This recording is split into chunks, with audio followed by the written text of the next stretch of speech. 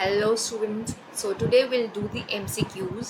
और ये आपके MCQs जो हैं आपके CUET एग्ज़ाम के लिए बहुत ही फ्रूटफुल रहेंगे।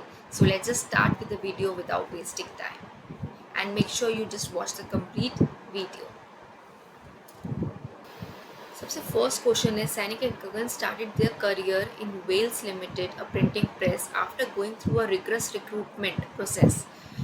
Since they had no prior work experience, the firm decided to give them 1 year to prove themselves. अब उनके पास पहले का कोई एक्सपीरियंस नहीं था, तो फर्म ने कहा कि हम आपको 1 साल का टाइम देंगे कि आप सेटल डाउन हो जाओ।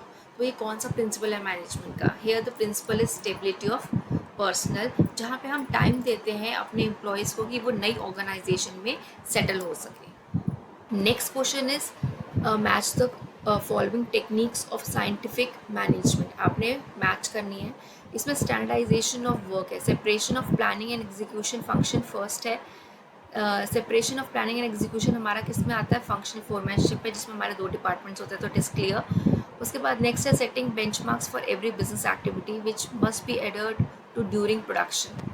सो हेयर इट इज़ हमें कोई ना कोई बेंचमार्क सेट करना है हर बिजनेस एक्टिविटी के लिए, ठीक है, जो during the production process. So here it is standardisation of work. Eliminating superfluous varieties, size and dimensions, यहाँ पे हमें एलिमिनेट करना है जो unnecessary varieties and size dimension. So here it is simplification of work. Minimise the cost of production and maximise the quality and satisfaction of the customer, ठीक है। Minimising the cost of production and maximising the quality, ठीक है।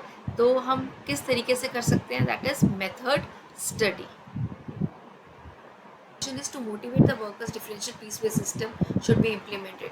आपको true false में से बताना है। It is true, हम मोटिवेट करते हैं through differential piece based system, क्योंकि जितने यूनिट्स ज़्यादा प्रोड्यूस होंगे उतना पैसा ज़्यादा मिलेगा। ज़्यादा यूनिट्स ज़्यादा पैसा, ज़्यादा प्रोडक्शन ज़्यादा पैसा, और उससे वर्कर्स क्या होते हैं? मोटिवेट होते हैं, वो ज़्यादा से ज़्यादा यूनिट्स प्रोड्यूस करना चाहते हैं। Next question is name and explain with a suitable example the techniques of scientific management given by Taylor with the objective of determining the number of workers to be employed for a task. That means कितने लोग हमें चाहिए एक task को करने के लिए, वो हम कैसे पता कर सकते हैं? किस टेक्निक से? That is through time study, क्योंकि हम टाइम देखेंगे कि किस काम को कितना टाइम लगता है, और उस टाइम के हिसाब से हम वर्कर्स को अपॉइंट करेंगे। ये क्वेश्चन में जितने हमारे पास जितना काम होगा हमें उतने वर्कर्स चाहिए। दैट मीन्स ज़्यादा काम होगा तो ज़्यादा वर्कर्स चाहिए।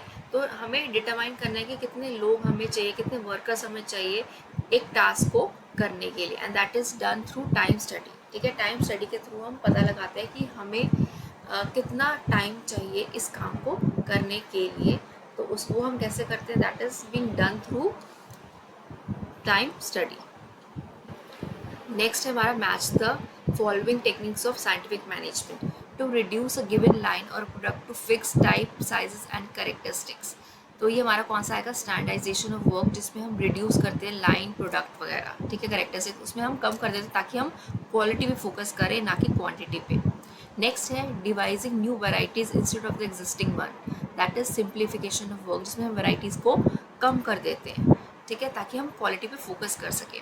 नेक्स्ट है to find out one best way of doing the job, that is method study. Method study में दैट मीन्स एक बेस्ट तरीका काम को करने का। To determine the number of workers to be employed from suitable incentive schemes and determining labour cost, that is time study. That means जितना काम होगा उसके हिसाब से हम पैसे देंगे। 2 घंटे का काम है, दैट मीन्स हमें पता है इस काम को करने में 2 घंटे लगते हैं, तो हम वर्कर्स को उतना ही उस काम के लिए उतने ही पैसे देंगे। So that is done through time study. अब हम नेक्स्ट क्वेश्चन की बात करें। Kritika Kapoor, the CEO of Mobio limited, firmly believes in providing fair wages to the employees, superior value to the customer, care for the employment and honest dealings with business associates. तो इसमें क्या है कि that means वो किस में believe कर रही है कि हमें फेयर वेजेस देने चाहिए। तो ये कौन सा प्रिंसिपल है मैनेजमेंट का? दैट इज़ फेयर वेजेस दोनों एम्प्लॉयज़ को देना, ठीक है, that is principle of equity. और अगर हम यहाँ सेकंड पॉइंट में पूछा गया है कौन सा इंपॉर्टेंस है मैनेजमेंट का, that is fulfilling social objective, क्योंकि यहाँ पर किसी बात हो रही है care for the environment, honest dealings with business association. That means जब हम एनवायरनमेंट की बात कर रहे हैं तो हम सोसाइटी की बात कर रहे हैं, क्योंकि हम क्योंकि हम रिसोर्सेज किसके यूज़ करते हैं, सोसाइटी के। तो हमारा ऑब्लिगेशन किसकी तरफ बनता है, towards society, towards the environment, कि हम इको फ्रेंडली मेथड यूज़ करें, हम एनवायरनमेंट की केयर करें। तो यहाँ पे सोसाइटी की बात हो रही है, so the importance will be fulfilling social objective. I hope it is clear to everyone. Next question is, which component of general environment of business prohibits the advertisement of alcoholic beverages? That means कौन सा general environment है हमारा जो मना करता है, that means कि हमें एडवर्टीजमेंट नहीं करनी अल्कोहल्स की, ठीक है। तो दैट इज़ लीगल एनवायरनमेंट, क्योंकि हमारा लॉ कहता है ये कि हमें उसको और ज़्यादा प्रमोट नहीं करना है, अल्कोहल को ज़्यादा प्रमोट नहीं करना है, इसलिए आपको अलाउड नहीं है कि आप एडवर्टीजमेंट कर सको। तो ये कौन सा एनवायरनमेंट में आता है हमारा जनरल एनवायरनमेंट में? एक हमारा होता है लीगल, एक होता है पॉलिटिकल, सोशल, टेक्नोलॉजिकल, ठीक है। तो here it is legal environment.